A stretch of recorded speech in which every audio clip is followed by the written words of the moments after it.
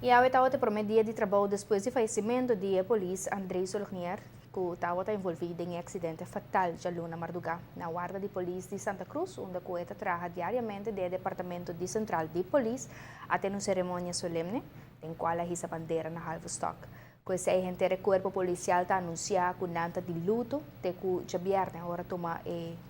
lugar o enterro de polícia. A decidir que a organizar um enterro oficial policial para Andrei Solonier,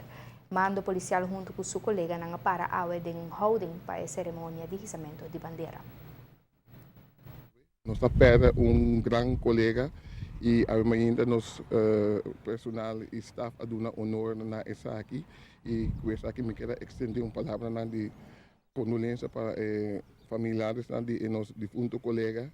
e com todo poderoso dando todo sustento e força para dia nang difícil nos dilante. Tá assim na a perda de nosso colega, não somente a perda colega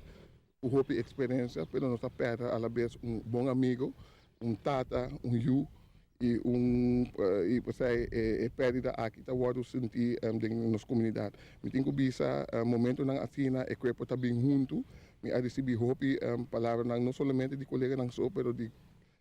comunidade em sua totalidade para dar-nos força e sustento e você muitas vezes no momento não aqui nós refletir back riba vida e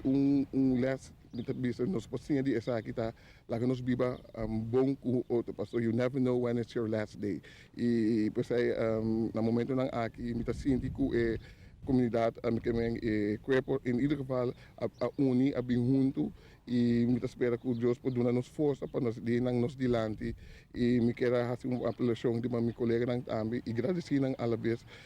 para o trabalho que nós explicando e de fazer nossa comunidade lugar safe. No momento na assim nós podemos realizar nos tudo a gente como polícia bonota Superman motor lo bate na porta de nos tudo e passei show nang bambiba bom com outro. Mas em cima nós suministramos mais informações sobre o programa especial que está em outro país inteiro aqui, que começar for de hora na de meia à tarde. Mientras tanto, o policial cancela todo evento social de que já vier a hora, riba dia de inteiro.